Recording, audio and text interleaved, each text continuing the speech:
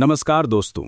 आज हम एक बहुत ही महत्वपूर्ण विषय पर बात करने जा रहे हैं, अंतर्राष्ट्रीय संगठन और संयुक्त राष्ट्र। जब भी दुनिया में कोई बड़ी समस्या होती है तो हम अक्सर सुनते हैं कि यूएन को कुछ करना चाहिए या अंतर्राष्ट्रीय समुदाय को हस्तक्षेप करना चाहिए।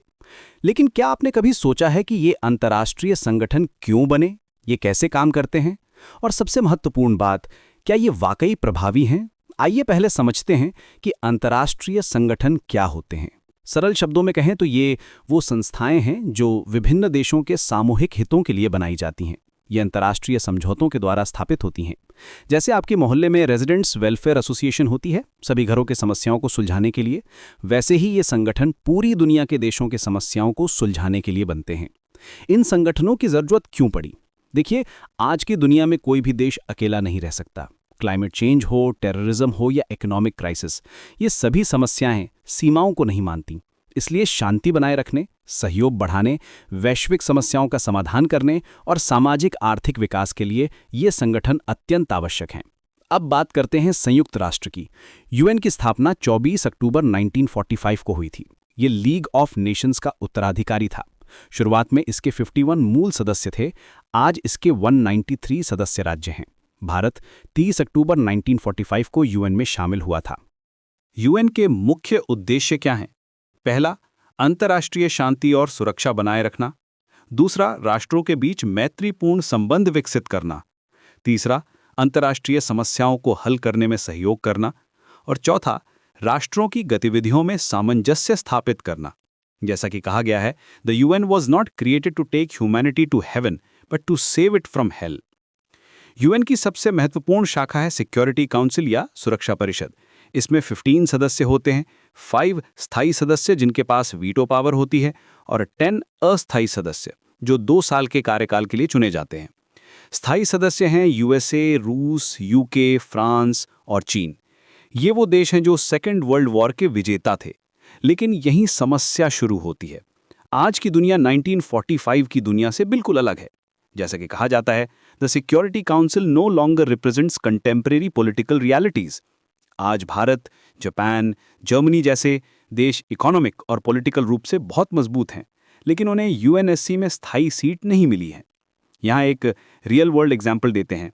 जब 1999 में कारगिल वॉर हुई थी तो भारत ने यूएन से मदद मांगी थी, लेकिन चीन के ऑपोजिशन के कारण कोई कॉन्क्रीट एक्शन नहीं हो सका। ऐसे में सवाल उठता है कि क्या यूएन वाकई इफेक्टिव है? भारत की स्थिति देखें तो हमारे पास यूएनएससी में स्थायी सीट के लिए मजबूत दावे हैं। हमारी पॉपुलेशन 1.4 बिलियन से ज़्यादा है, यानी दुनिया की 17% आबादी। हम दुनिया की लार्जेस्ट डेमोक्रेसी हैं। हमारी इकोनॉमी दुनिया की 5th लार्जेस्ट है। हम यूएन पीस कीपिंग ऑपरेशंस में सबसे ज़्यादा ट्रूप्स भेजते हैं, लेकिन फिर भी हमें स्थायी सीट नहीं मिली है। इसकी वजह क्या है? पहली समस्या है कि अगर भारत को परमानेंट मेंबर बनाया जाए तो फिर जापान, जर्मनी, ब्राजील जैसे इमर्जिंग पावर्स को भी अकोमोडेट करना होगा, जिसका कई देश विरोध करते हैं। दूसरी समस्या है पाकिस्तान का ऑपोजिशन। तीसरी समस्या है न्यूक्लियर कैपेबिलिटीज को लेकर कंसर्न्स। और सबसे बड़ी बात, एग्जिस्टिंग परमानेंट मेंबर्स अपनी एक्सक्लूसिव क्लब को एक्सपैंड नहीं करना चाहते। यहाँ एक दिलचस्प सवाल उठता है जो कई एक्सपर्ट्स पूछते हैं, do we want to oppose the bossism of the big 5 और do we want to join them and become another boss? यानी क्या हम इस सिस्टम को चैलेंज करना चाहते हैं या इसका हिस्सा बनना चाहते हैं? आज की यूनिपोलर वर्ल्ड में एक और बड़ी समस्या है अमेरिकन डोमिनेंस। यूएसए की मिलिट्री और इकोनॉमिक पावर इतनी ज़्यादा है कि यूएन उसे इजीली चेक नहीं कर सकता। अमेरिका यूएन के रेगुलर बजट में 22% कंट्रीब्यूशन देता है। उसकी लोकेशन, वीटो पावर और फाइनेंशियल कंट्रीब्यूशन के कारण यूएस पावर को कंट्रोल करना बहुत मुश्किल है। लेकिन इन सभी प्रॉब्लम्स के बावजूद क्या यूएन बेकार है? बिल्कुल नहीं। जैसा कि चर्चिल ने कहा था, jaw is better than war. UN एक प्लेटफॉर्म देता है जहां सभी कंट्रीज मिलकर बात कर सकती हैं। वर्ल्ड हेल्थ ऑर्गेनाइजेशन ने कोविड-19 के दौरान कोऑर्डिनेशन में मदद की। यूनिसेफ बच्चों के लिए काम करता है। वर्ल्ड फूड प्रोग्राम भुखमरी के खिलाफ लड़ता है। हाँ, ये सच है कि यूएन में बहुत सारी बातें होती हैं, मीटिंग्स होती हैं, स्पीचेस होती हैं। कई लोग इसे टॉकिंग शॉप कहते हैं। लेकिन सोचिए, क्या ये बेहतर नहीं है कि कंट्रीज एक जगह मिलकर बोर करें एक दूसरे को अपनी बातों से, बजाय इसके कि बैटलफील्ड में एक दूसरे में होल्स बनाएं? आज जब हम 2025 में हैं तो यूएन रिफॉर्म्स की ज़रूरत पहले से कहीं ज़्यादा है। स्ट्रक्चर में चेंजेस चाहिए, प्रोसेसेस में सुधार चाहिए और ज्यूरिसडिक्शन को एक्सपेंड करना चाहिए। लेकिन ये चेंजेस आसान नहीं है, क्योंकि हर कंट्री अपने इंटरेस्ट्स को प्रोटेक्ट करना चाहती है। भारत के लिए मैसेज क्लियर है। हमें पेशेंट रहना होगा, डिप्लोमेटिक एफर्ट्स कंटिन्यू करने होंगे और अपनी सॉफ्ट पावर और इकोनॉमिक स्ट्रेंथ को बढ़ाना होगा। हमें मल्टीलैटरल पार्टनरशिप्स बनाने होंगे और G4 ग्रुप यानी कि भारत, जापान, जर्मनी, ब्राजील के साथ मिलकर रिफॉर्म्स के लिए पुश करना होगा। अंत में, जैसा कि कहा गया है, the UN is an imperfect body, but without it the world would be verse of. हाँ, UN परफेक्ट नहीं है, लेकिन ये वैश्विक सहयोग के लिए अपरिहार्य है।